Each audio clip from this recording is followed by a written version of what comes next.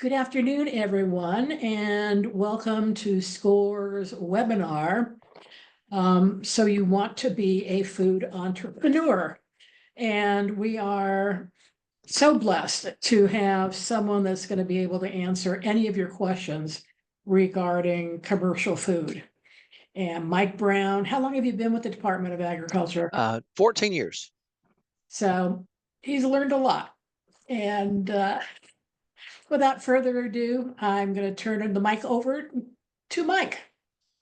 Thank you, Michelle, and thanks to everybody for taking time out of your day and your lunch break, for that matter, and for joining us. So we have an hour, and that hour goes by very quickly normally. So we're gonna jump right in. Before we start, I would love for this to be attendee focused more than PowerPoint focused on this end. So if you have any burning questions or just topics that you would like to talk about, Michelle's going to be monitoring the chat for that and bringing that up. So just kind of be getting those brain waves working here for the first few minutes to just to see what we need to talk about. I would suspect that if it's a question that one of you have, it's probably a question for multiple people. That's normally the case. Is if one person's thinking it, then there are other people thinking it as well. So I thank you for joining. I would love to do a just a goofy little exercise on value added foods. That's a topic that you hear thrown around a lot. And it's exactly as it sounds. It's applying some process to a food that changes the food from the state it's in at picking or harvesting to another state. And typically that other state involves being able to charge more for that product at the market or consumer level. So that's always something I promote. And I would just about guarantee that there are those of you, I saw someone come up about home meals. That's a great example. And we'll talk about that again. But a home meal is a great example of a value-added food. You're cooking it. You start with a piece of meat or vegetables. You're cooking it, adding flavor to it, packaging it, and all of a sudden you can charge much more for that product than you could for just the meat or the vegetables. So that's a great segue. So what I'm going to have to have you do to make this interesting is put in the chat what you think the price for this product is that I'm putting up. And I'm going to give you a reference point. So let's start with sugar. And I don't have a 25-pound bag of sugar, but just pretend I'm holding a 25-pound bag of sugar that I got at Sam's or Costco or Kroger or wherever. A 25-pound bag, a big bag. If I buy that, it's in bulk.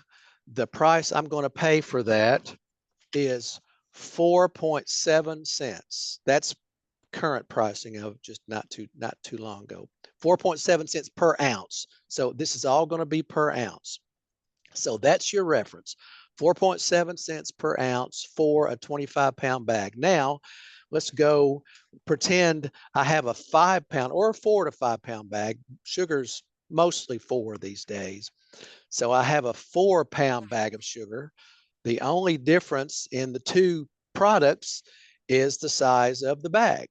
So the product inside the bag is exactly the same as the 25-pound that is 4.7 cents an ounce. Okay, now this is where I need your help. Somebody guess what the price per ounce would be in a 4-pound bag.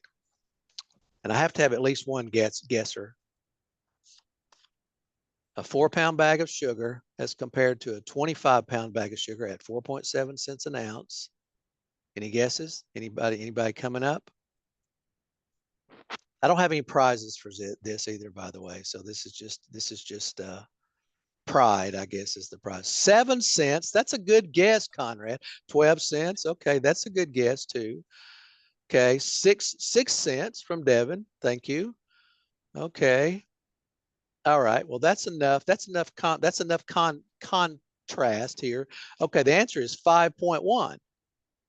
So there's not a whole lot of difference with 4.7 25-pound bag and a 5.1 for a 4-pound bag. So that's our kind of bulk reference. So we're sitting at about 5 cents an ounce as compared to 4.7 cents an ounce.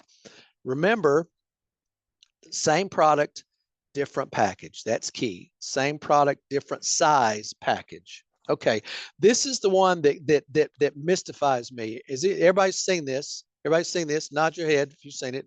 I can't see you, but everybody's seen these. They call them coffee canisters, I think. It's actually 1 pound of coffee. It's got a, 1 pound of sugar. It's got a handy little pop top right there where you can pour in your sugar. It's very convenient. You don't have to mess up any spoons or anything like that. Okay, give me a guess on what you think this cost per ounce. Again, no difference in the sugar inside. Same product. 20 cents from Jacqueline, 10 cents from Zoana.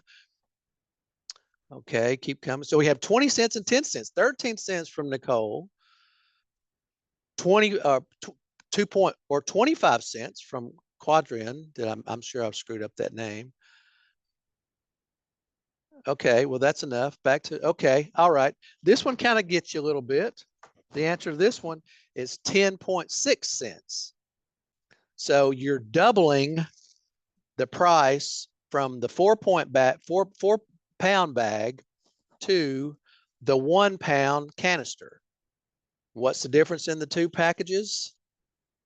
One's conveniently slotted at the top for an easy pour.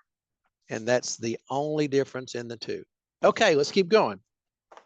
Here's one that actually, when I started doing this several years ago, this just came out. This is actually a Domino package that is kind of like a bigger one, but it's actually 3.5 pounds instead of 4 pounds. It's a plastic, kind of a hard plastic thing. It's got a flip top on it here where it makes it convenient to close.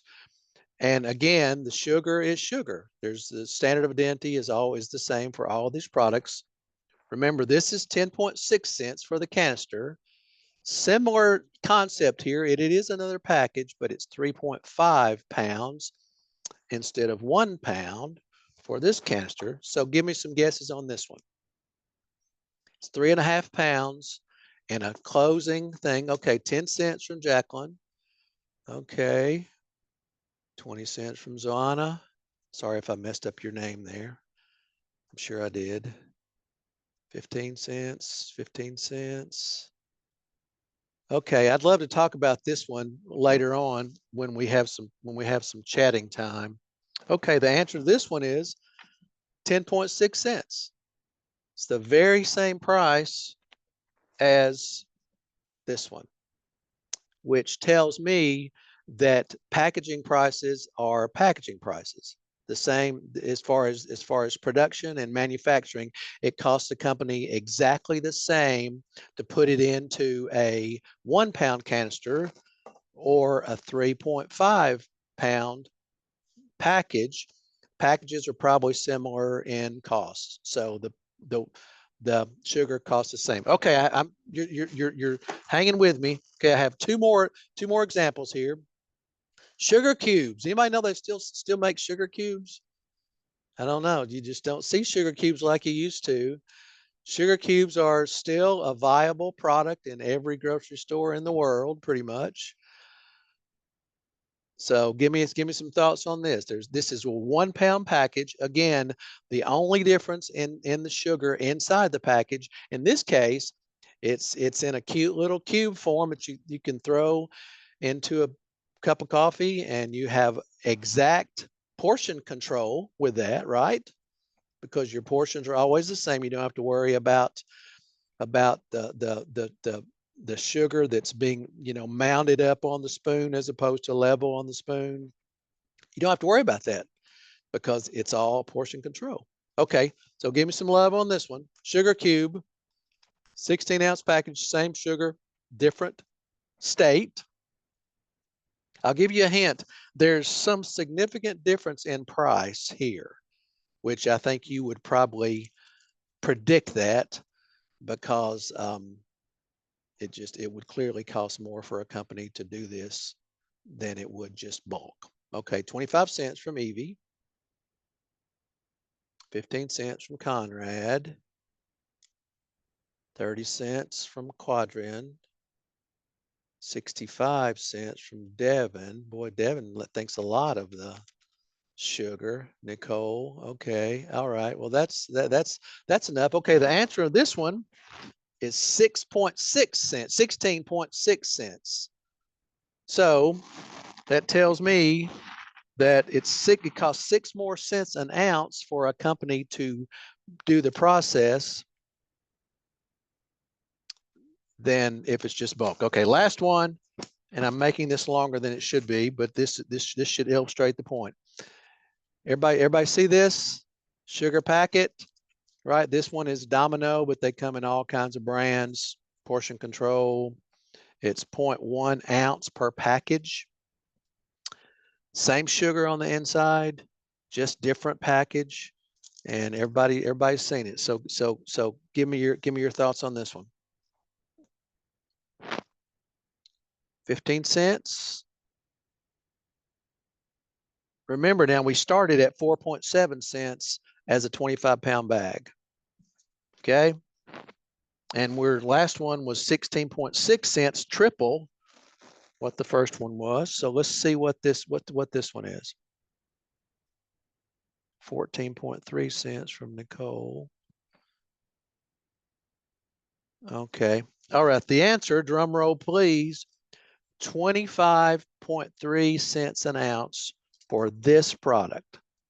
25.3 cents an ounce. Okay. Is there any difference in the package, in the content of this package as compared to, this is the only other one I have to hold up, as compared to this one? The answer is no. It's the same sugar. This one's in the package, and it's worth that to people at some level to pay 25.3 cents an ounce, which is, we said the 4-pound bag of sugar is 5.1 ounces or 5.1 cents per ounce. And the packet of sugar is 25.3 cents an ounce. Some people with good math skills tell me what that is. It's exactly 5 times. Is that right? Almost exactly, within just a couple of percentages. So the reason I wanted to do that goofy little exercise is to hopefully get some thought and some brain waves moving about what you're thinking about as far as your food process. How does that increase value of the commodity product that you're starting with? Because you're all starting with commodity products, right? Everybody nod your head again. Everybody knows that. You're starting with something that is a commodity, either out of the ground or out of the slaughterhouse. From some way, you're starting with a commodity and you're adding value to it in some method. So I'll tell you what I'd like to do, Michelle. Let's go ahead and look at the chat just to see what our questions are, and then we'll pull up this Food Freedom Act if there's anything that's connected to that. I think you've answered all the questions from the chat.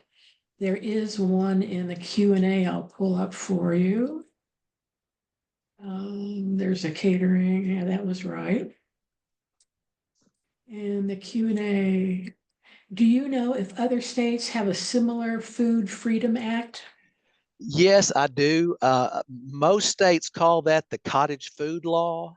typically is what it's called, and normally it's much more restrictive than ours is in Tennessee. So that varies from state to state. But your answer is most of them have a form of that, and that's probably a pretty good segue for us to talk about the status of the one that we have in Tennessee right now, and particulars about that. Unless there's something else there, Michelle. Is there anything else? Okay, here's one. My daughter and I are working together to start a micro bakery from our home. We would like to include a cocoa honey that we make. Is this allowed under the Food Freedom Act? And is there any special way we would need to label? I'm not familiar with cocoa honey. Tell me a little bit about what that is, if you can.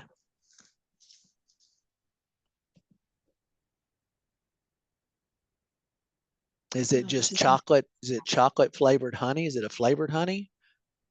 Oh, Cooking okay. So it's honey just and a adding flavored. cocoa. Okay, so it's a flavored honey. Okay, that tells me what I need to know. Your great news here, Nicole, is that absolutely that would be a product you could make in your home kitchen, as long as you label it correctly. And we'll go over all that here in just a minute. So we'll talk about that specific scenario. That's a good question. And I applaud you for flavoring honey as well. That's an extremely hot category of food. So as you're flavoring it with cocoa, think about other things that you can flavor it with. Cinnamon is one that comes to mind, but just spices, hot honeys are very popular these days. So however you want to change that absolutely is fine. Okay, anything else? No, that's it. Okay, all right. Well, let me just share this then. This is actually the Food Freedom Act. Can you see that, Michelle? Is it up there? Yes. Okay. Mhm. Okay. I'm not going to read this line by line because it make everybody go to sleep and for a mid-afternoon nap here. This is classic government speak.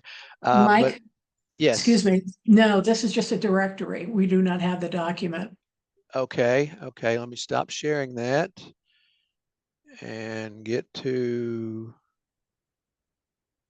screen one.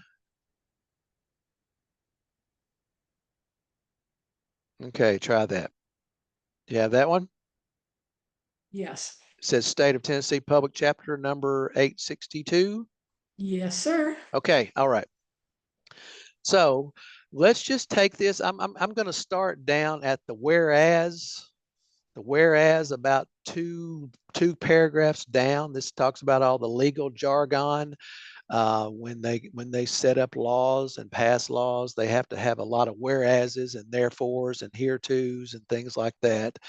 So the one I want to focus your attention on, whereas the General Assembly determines that, go down. Let's look at the hot point 3 there. Everybody see that?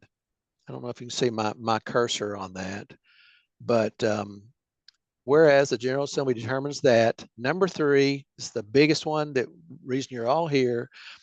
Consumers desire foods produced by such entrepreneurs. And that's you. That's exactly who you are. So the General Assembly has recognized that they can set up a mechanism by which it will be much easier for food entrepreneurs to gain access to a business. And let me emphasize business. This absolutely can turn into, most time it starts as a part-time job, but many times it ends as a full-time job. So this absolutely can be a business. So let's just remember that consumers desire foods produced by such entrepreneurs. And a caveat that I would like to include in that is consumers are willing to pay a premium price for foods that are prepared by such entrepreneurs as you. So the reason I bring that up is the worst thing you can do in this scenario is go into Kroger and see a product that's similar to what you want to bring to market, for instance, the baked goods, Nicole said she was going to do bakery, go in there and look at something from a Kroger deli that's a baked product that may be similar to what Nicole's doing, and you think you have to price it comparable to that Kroger product. So please get that out of your head, because it's absolutely not true.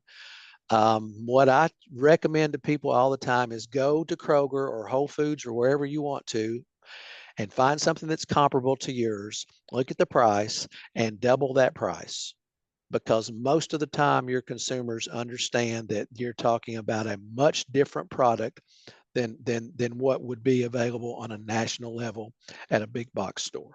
So that's all I'm going to say about that one. We'll talk about pricing later on here. We're 20 minutes into this, so we need to speed up a little bit probably. So let's go on down to page number 2. Actually, it's the bottom of page number 1. Can you see the section 1 and section 2 there, Michelle, at the bottom of that Yes, sir. page? Okay, let's specifically look at section 2.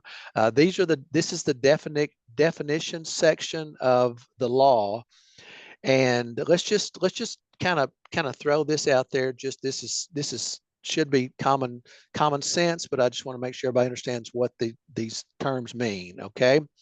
Delivered means transferred to the consumer either immediately upon sale or at a time thereafter.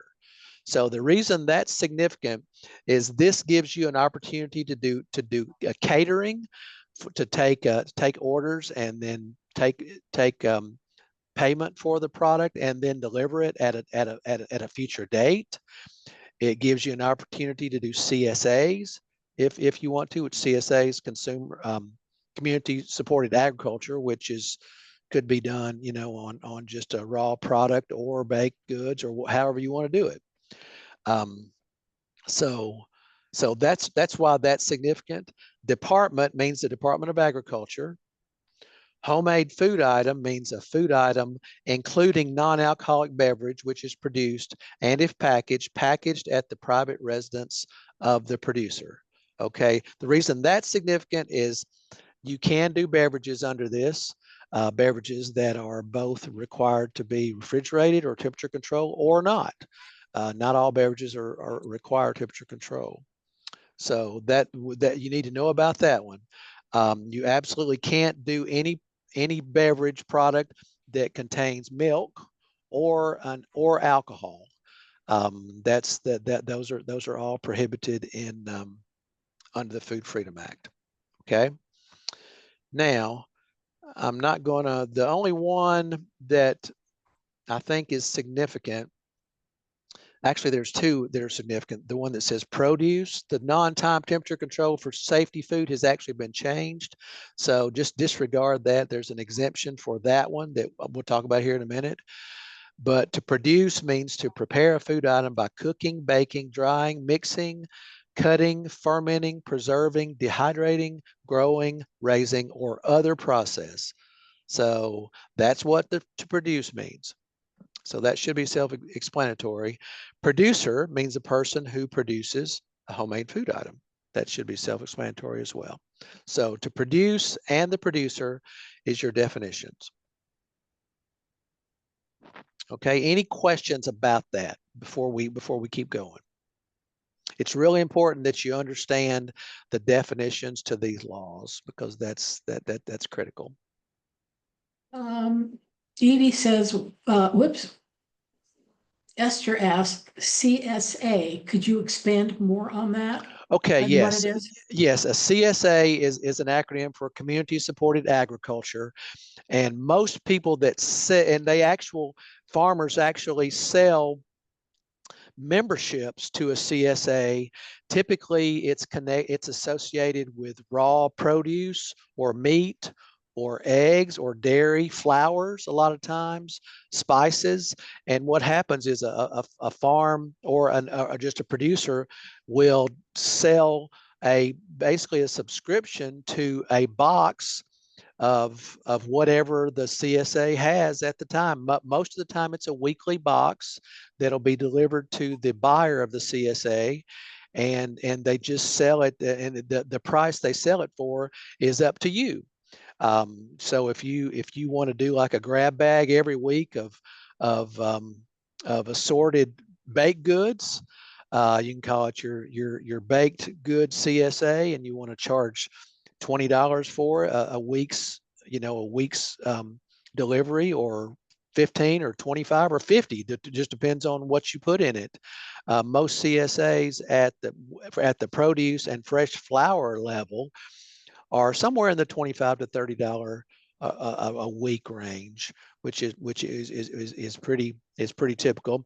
And what the box includes, if you're talking about a baked good or something that's prepared, it's whatever you've wanted to make that week. If you're talking about a raw product that is just harvested, then typically what fills the box is based on what's in the harvest time. If you're going to do a CSA in May, it's probably going to be heavy with strawberries, just as an example, because strawberries come in May. If you're going to do a CSA that includes a watermelon, or a cantaloupe or something like that, it's probably going to be August or maybe late July, because that's when that product comes in. So the CSA is just it's kind of an old-fashioned grab bag. I don't know if anybody remembers this, but it was very popular when I was growing up. You could go in somewhere and buy a grab bag of something, and it was basically a surprise what you got for your purchase. So that's a good question. Did that make sense? Did my answer make sense? I thought so. Okay.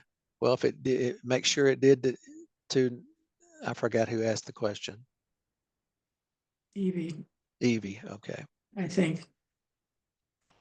Next question, what label packing buzzwords relate to consumers paying more developed by an entrepreneur? Well, that's a great question.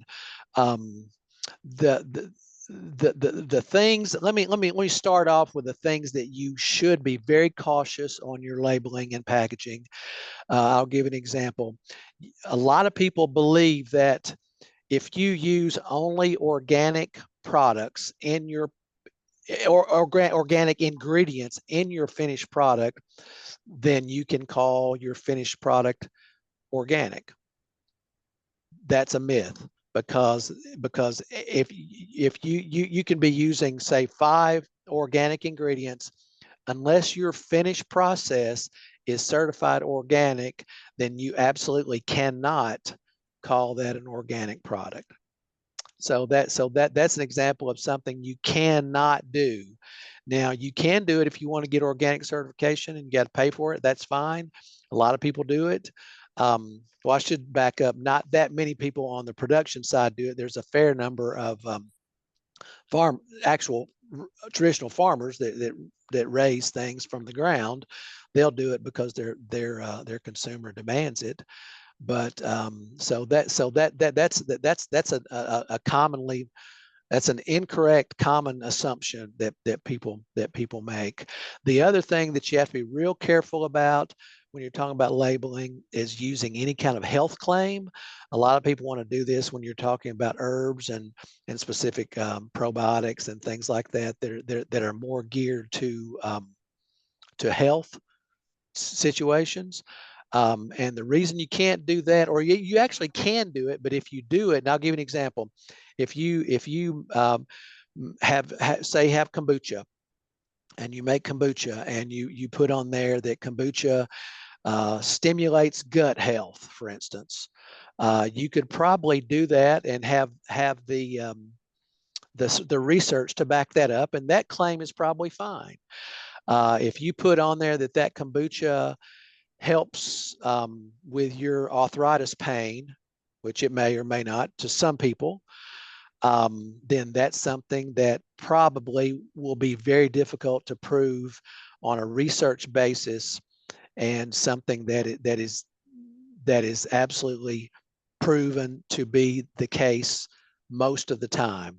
Now, it's okay for you to do word of mouth testimonies for things that you've made, but I would be real hesitant to put them on the label, just because the FDA gets very sideways with incorrect labeling where people have made health claims about something and there's not specific research to back that up.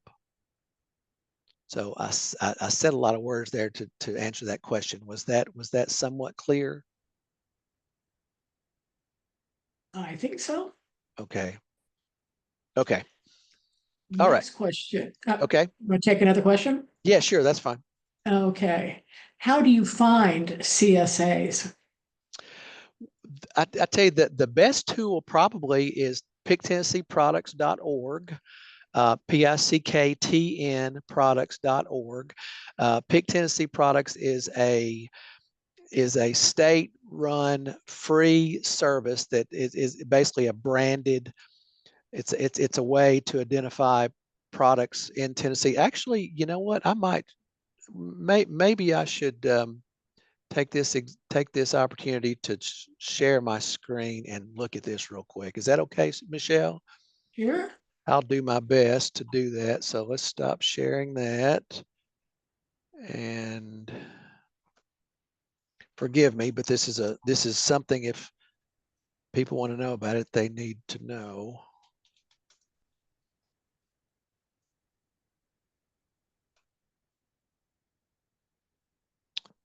Okay.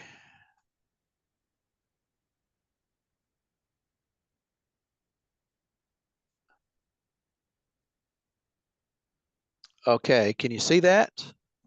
Not yet. Okay. There it is. There, we Okay. got it. It says Pick Tennessee Products at the top banner. And Yes, sir.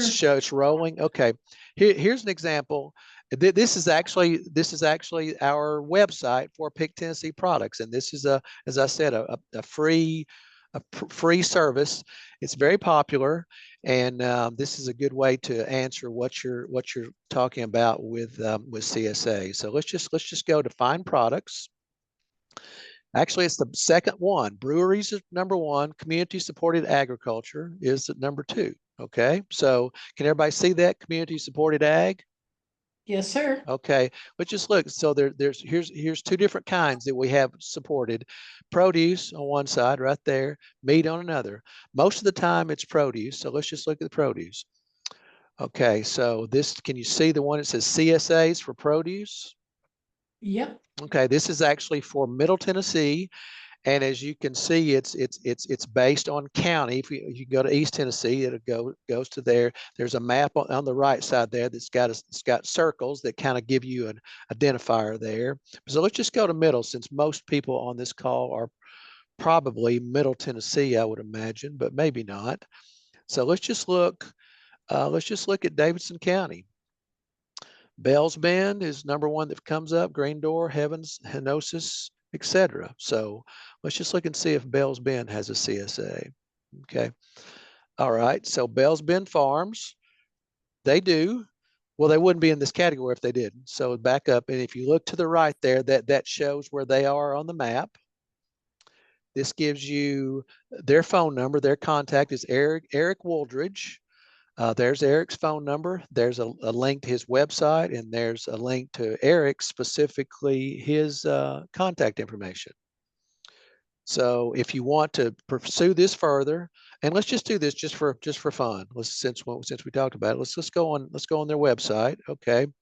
First thing you see here is they're having a fall festival and barn dance. So you may want to go. You may want to check that out. That's September 20. Well, it looks like we've already missed it. September 27th. So let's go on down here.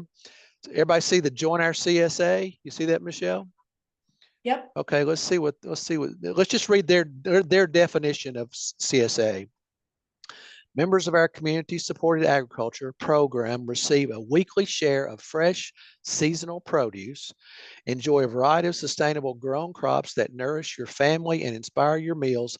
Sign up today to partner with us this growing season and be part of our farming community. So that's a much better definition than I had for this. So let's just see. It just should have information on what actually look down below there. There's the fresh cut flower CSA as well. So we can look at both of those, and should be pricing on there if I'm guessing. Okay. All right. So here's your examples. A full share CSA would be, looks like $830, and that would be for the entire growing year. So if you wanted to find out exactly how much product you're talking about, then you would need to just give them a call to say, hey, $830 is a lot of money. I understand it's going to be a lot of food, so tell me what it is you get.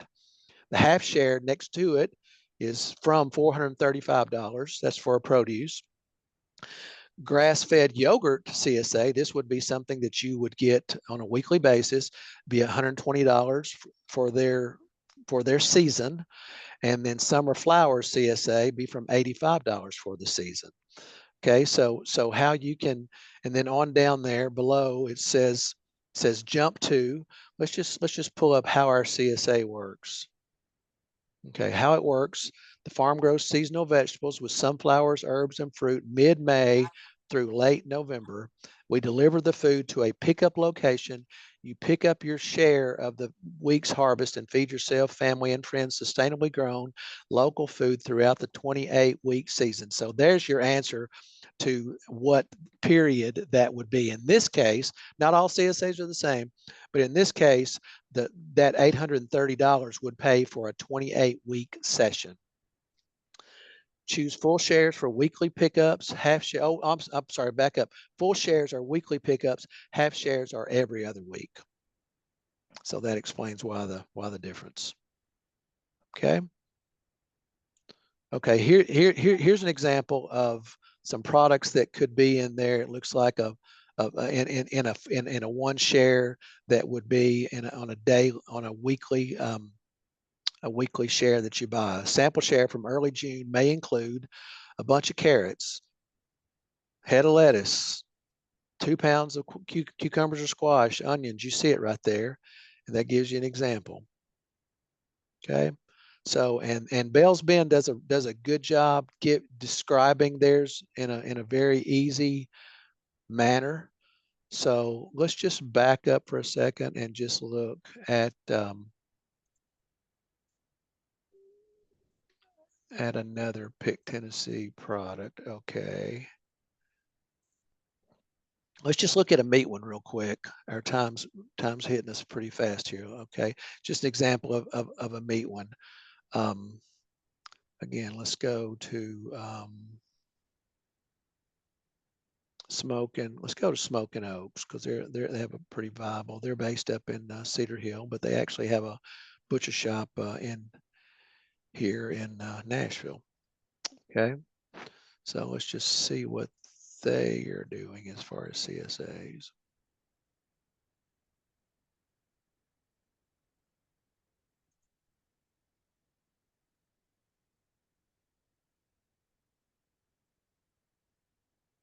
Okay, I don't see anything specifically there. Let's look at our farm.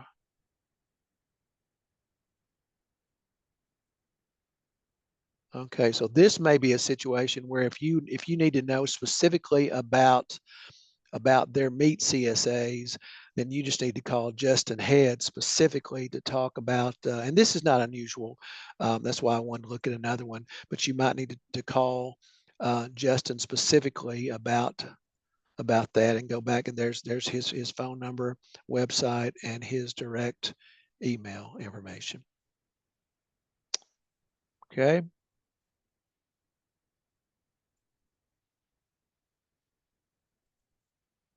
Okay. All right. How are we on questions, Michelle? We are okay. Okay.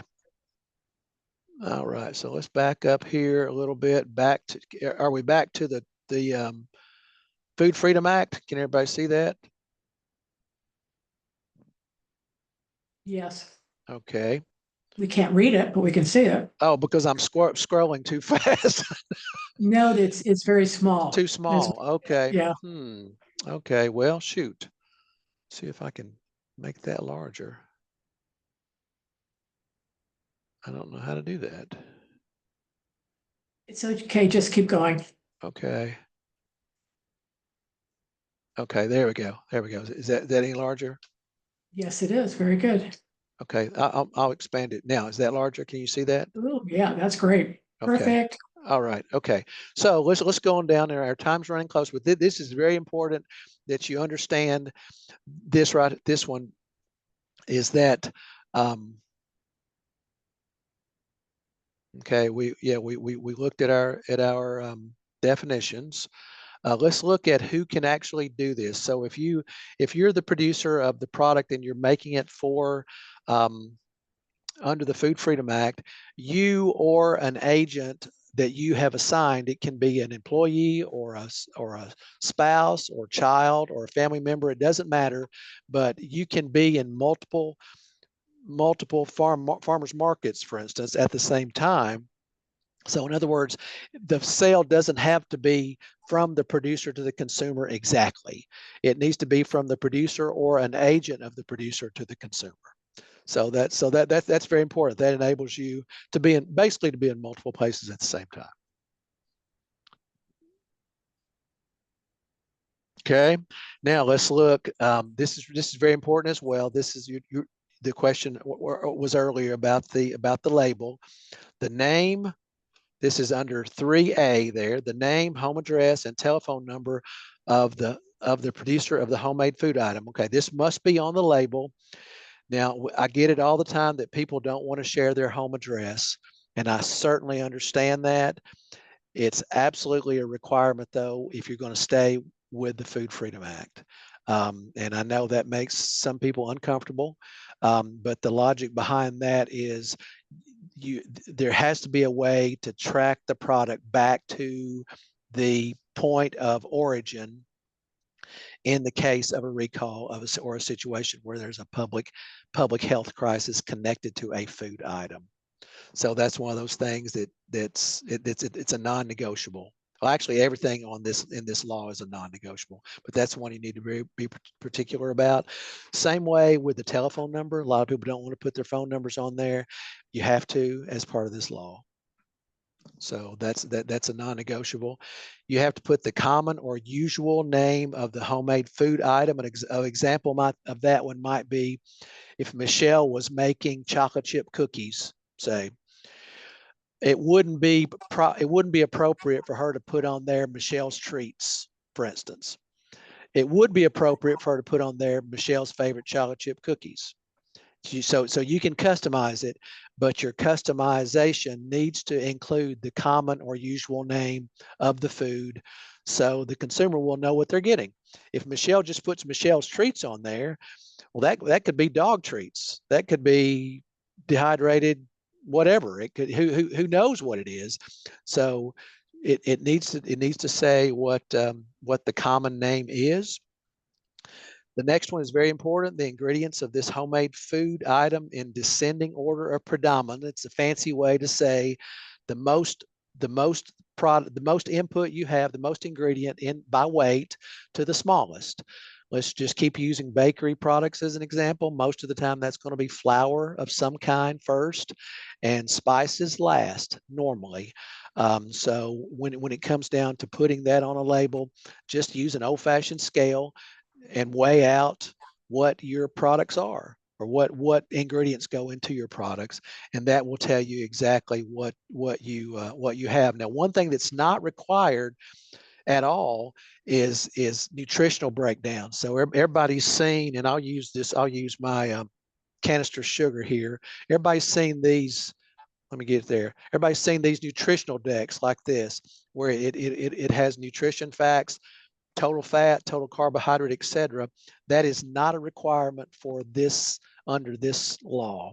So if someone needs to know how many carbohydrates are in your dish, then it's just not going to be possible unless you've determined that yourself, which you can. And I can, if anybody wants to do that, I can certainly help you to find some calculated or computated ways to do that by computer. I don't really encourage that. Most of the time,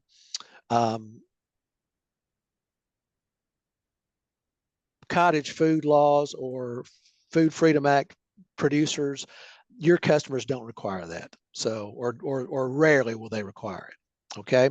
So here's another big one right here, and we have 15 minutes left. So let me speed up a little bit.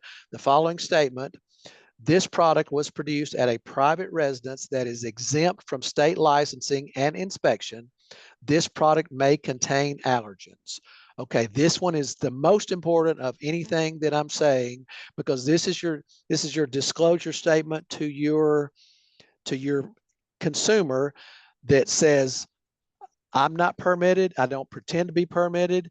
This product is made in my kitchen and there could be allergens in there. That's what that says. So are there any questions about that? This absolutely has to be on the label. Now, it does not have to be on the actual same label. What a lot of people do with this is they'll print off kind of a bullet label or a separate label that they can use and put it on the lid of something, or put it even on the bottom of something, which I don't encourage that, but technically it would be okay because it's on the package. But it needs to be in a place where your consumer can clearly see that your product is not permitted and it could contain allergens. Any questions about that one? Not that I see. Okay. All right, let's talk about pricing then. Okay. Underneath the following statement, on a label affixed to the package. Okay, we're talking. Again, sorry, I'm duplicating myself here, but we're talking about pricing. The pricing can be either on a label affixed to the package or a label affixed to the container if you're in bulk. An example of that might be if you had a bin of fresh bread, and you wanted to just, if you're in a farmer's market situation and you wanted to just put a placard on the basket of bread that says bread $10 a loaf, then you certainly can do that. It does not have to be individually priced. It can be on a bulk container. And that's addressed in the next one too, on a placard displayed at the point of sale if the homemade item is neither packaged nor offered for sale from a bulk container.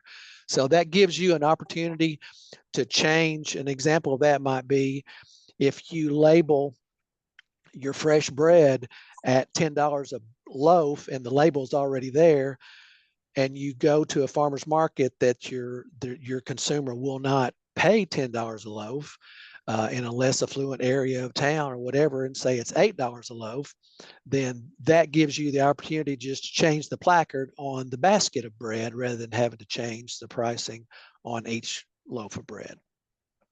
So that gives you an option there. And we're at the bottom of page 2 there, if everybody wants to know exactly where we are. Okay. All right, I have one more thing here I want to address, and I want to get to the exemption, and then hopefully we'll have time for questions at the end. The one thing this section does not, and I'm going to read this directly as it says in the law, this section does not impede the Department of Health in an investigation of a reported foodborne illness. In other words, this is not a get out of jail free card for you. If you make something that makes someone sick, then you certainly can be exposed to litigation from the person you made sick. You could be exposed to further inspections by the health department where they're tracking down the source of the illness. So this does not protect you from legal action. Now, when you put on there that you're not permitted and your product may have allergens, that's certainly a declaration that needs to be there. I don't give legal advice, and please don't see that as your mechanism that puts you in the clear of anything that makes somebody sick. I strongly encourage any food entrepreneur to maintain a level of food liability insurance, and this is probably a good place to talk about that. This kind of the benchmark for that amount is a $2 million liability policy. The last time I priced those, they're in the $275 to $300 a year range. So it's not crazy expensive. And it's just peace of mind. So that's something I can speak further to you about if you need to. But just, are there any questions about liabilities? I think you answered the one that we had. Okay. If we need insurance. Okay, Okay. that's All right. all. Okay. Let's go to number 2 then. This section does not preclude the production or sale of food items otherwise authorized by law. In other words, alcohol is a good example. It's not legal for you to have alcohol in your products. Actually, the FDA. Let me back that up just a tad. The FDA actually allows up to 0.5% alcohol in a food product, and it does not have to be declared an alcohol product. So if you wanted to put a little bit of, just say you had rum balls, for instance, Christmas is coming up, or you have a product that has a very small amount of alcohol in it, that will be fine as long as you're under the 0.5% threshold that the FDA recognizes as an alcohol product. So if you're above 0.5%, it's considered an alcohol product. Okay. All right. Let's look. I tell you what. Let's look at the one more, and then I'll jump to the exemption here. This product applies to sales other than interstate sales made within this state. Okay, so if you're under the Food Freedom Act, you are limited to selling product only within the state of Tennessee. It is not applied to out-of-state commerce. And the reason this is important in Tennessee is because we touch about 8 states, I believe. And just say if you're in Springfield and you want to go into Kentucky to sell something, just say there's a farmer's market in Franklin, Kentucky, and you're in Springfield, Tennessee. Well, that's only 30 minutes away or so. But you would not be able to go into that farmer's market in Franklin, Kentucky, because this only applies to Tennessee commerce. So that's another non-negotiable that's there. So, any questions about that one? Okay.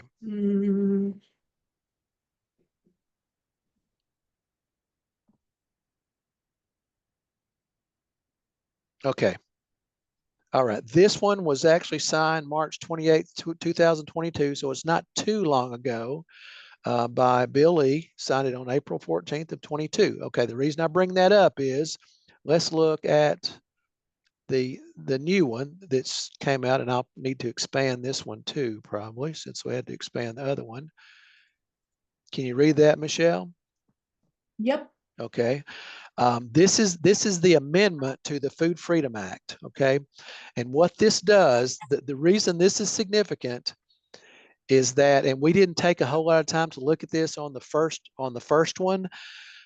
The first Food Freedom Act that was written in 2022 prohibited anything that required temperature control for food safety. So in other words, if you had something that required refrigeration or freezing, then it would not be permissible under the original Food Freedom Act. Well, that's changed. And the time temperature control for safety, you can see that under section 4.3 there, that says time temperature control for safety foods, homemade food items must, and we'll read that in a minute, but time and temperature control, that's a fancy word for saying it needs refrigeration or freezing to store. So in other words, if you had a packaged meal, for instance, that somebody mentioned earlier, you probably are not going to want to sell a packaged meal at room temperature. If you do that, that could be a significant health challenge. I would strongly suggest you to do that in a frozen manner, or at least a refrigerated manner, depending on how long it is between the time you cook it and the time you sell it.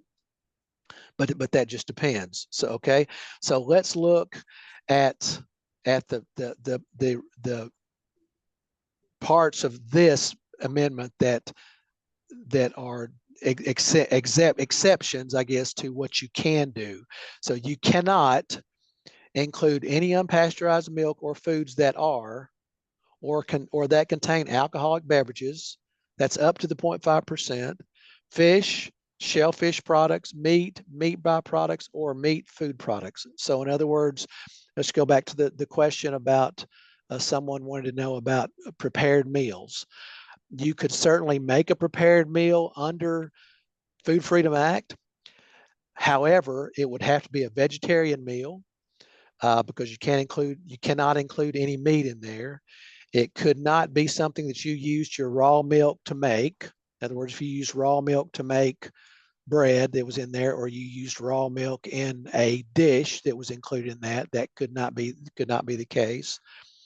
So that's the biggest thing that this new Food Freedom Act has added is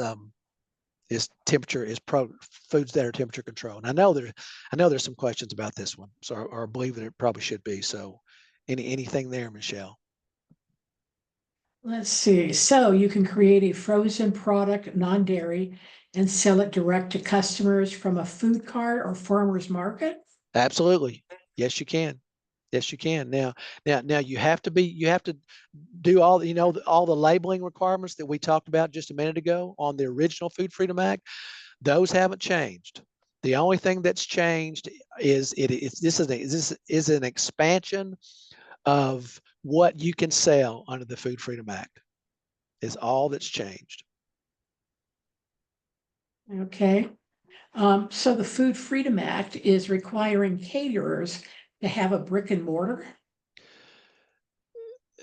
Well, caterers are always regulated by the Department of Health. That's a little bit complicated because caterers are officially categorized as a food service establishment, even though they're not a restaurant, but they are preparing food to order for a person or an event. So that's something you would have to check with the county health department where you are to determine what the catering laws are. This is specifically for packaged, pre-prepared foods for sale. Okay. Can you get a liability policy through your local insurance agent? Perhaps I would check with your local insurance agent since you have a relationship with them. Just let them know what you want to do, and more than likely they'll be able to refer you to someone.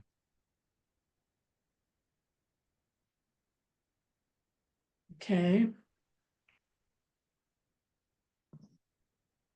Would we be able to sell foods online, like Etsy, or only in Tennessee? Only in Tennessee. Now you're not supposed to sell it online across state lines. So just that's the law. So just do with that law whatever you deem you have to, but it's the law that you can't sell across state lines, even on the internet. Can a food product be packaged in another state, sold in Tennessee, and be covered under the Tennessee Food Freedom Act? No. The only thing, and I'm glad somebody asked this question. The only thing that applies to Food Freedom Act, it has to be made in a private kitchen. So if it's made in a commercial food facility or a restaurant, that does not qualify. It has to be made in a domestic kitchen.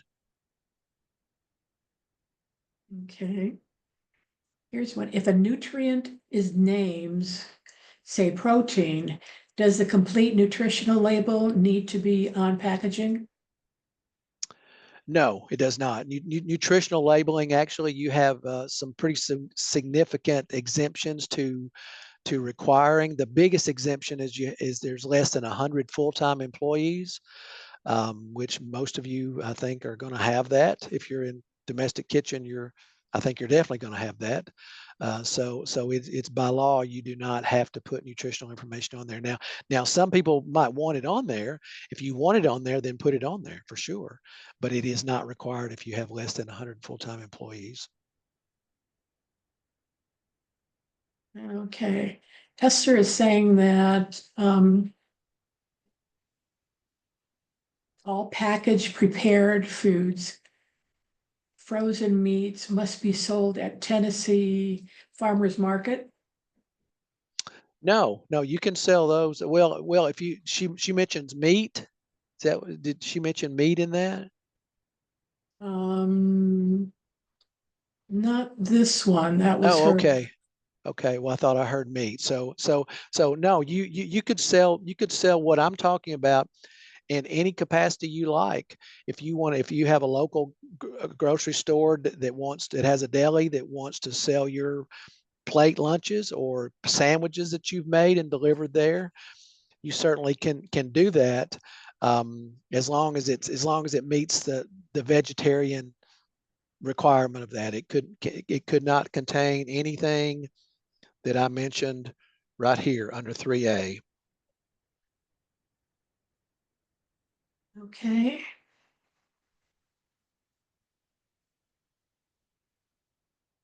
So all packaged prepared foods and frozen meals must be sold at the farmer's market. No, you can sell those in any manner you like. You can sell them on a wholesale situation. You can it's very common these days that entrepreneurs will put on their Facebook page or Instagram, hey, I'm cooking vegetarian lasagna tonight, and if you want to buy some, show up at my front door at 7 o'clock, and I'll have it there. Or vegetarian lasagna, that's just an example, but something like that would fit the Food Freedom Act. They certainly could do that. So it does not have to be at a farmer's market. It can be basically in any channel that you like, including wholesale. But you can't cross state lines. So just remember that you can't cross state lines. Well, Mike, we are at 1:02, so the hour is up. Are you willing to stay online if people have additional questions? Oh, absolutely. Sure. Yeah. I hate to leave questions unanswered. So yes, if there's more, let's talk about them. Okay, folks, thank you so much for being here. As I said, and you found out that Mike is the answer man when it comes to food production.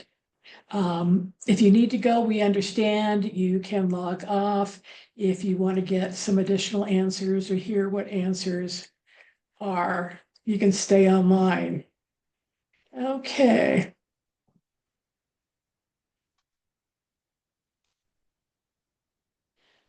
Someone is saying health department is not giving answers. Can you point me to someone? Oh, I'm sorry about that. That's got to be frustrating. The state director's name is Mel Haas, and you can email Mel. That's hard to say. Email Mel. You can look him up. It's Melhaas, Mel Haas, and he is the state director of the health department. The first thing I would do probably before I contacted Mel is just reach out to well, I guess you've already done that though, so that doesn't make sense. So, but your first line of communication should be just just your county health department, which would be, should be just online, and there should be a direct number there.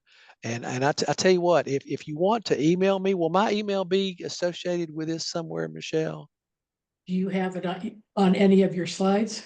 I don't think I do. Okay, Yeah, I will include it. Or do you okay. want to put it in the chat? Yeah, let me put it in the chat box right now.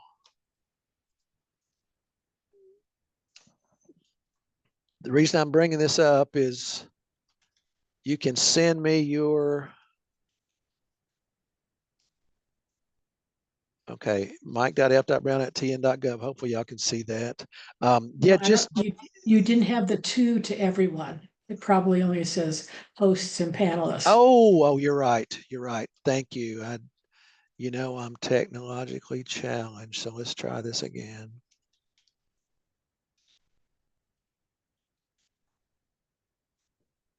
Okay, try that. Okay, so what you can do is just email me where you are, what county you're in, and just remind me I'm the person that is struggling finding a health department contact.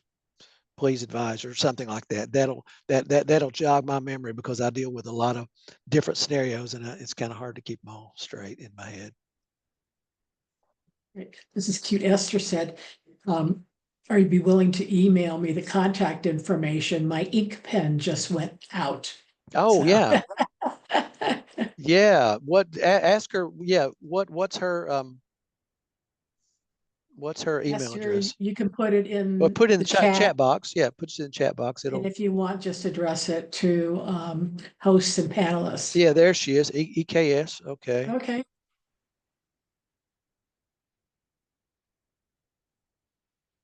EKS 3245. Okay.